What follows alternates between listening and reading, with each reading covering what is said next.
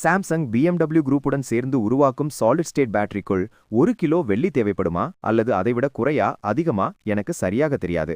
ஆனால் ஒரு விஷயம் மட்டும் 100% கிளியர். ஈவி வாகனங்களில் காப்பர் பயன்பாடு மிக அதிகமாகும். ஒரு நார்மல் பெட்ரோல் காரில் 20 முதல் 30 கிலோ வரை காப்பர் பயன்படுத்தப்படுகிறது. ஒரு ஹைபிரிட் காரில் சுமார் 40 கிலோ வரை காப்பர் தேவைப்படுகிறது. ஆனால் ஒரு பேட்டரி எலக்ட்ரிக் வெஹிக்கிள் ஈவியில் 60 முதல் 80 கிலோ வரை காப்பர் பயன்படுத்தப்படுகிறது. இப்போ பாருங்க, ஒரு காலத்தில் 20 கிலோ தேவைப்பட்ட காப்பர் இப்போ 80 கிலோ வரை போகுது.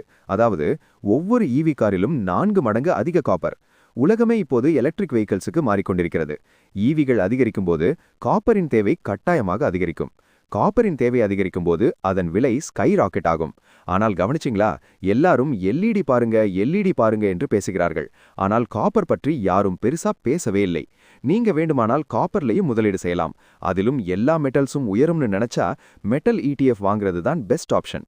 10 ரூபாய்க்கு கீழேயே இந்த மெட்டல் ETF கிடைக்கும்.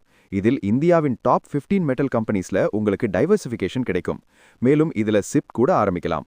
ஆனா முக்கியமான விஷயம் என்னன்னா, ரோட்ஸ் கட்டும்போது காப்பர் தேவை, ஈவி வாகனங்களில் காப்பர் தேவை, சோலார் பவர்ல காப்பர் தேவை, AI டேட்டா சென்டர்ஸ்ல காப்பர் தேவை.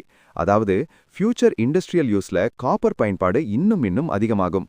இது நான் மட்டும் சொல்லலை, பெரிய இண்டஸ்ட்ரியல் டைகூன்ஸ் கூட சொல்றாங்க. வேதாந்தா குரூப்பின் CEO அனில் அகர்வால் அவர்களே சொல்றார், copper is the next gold.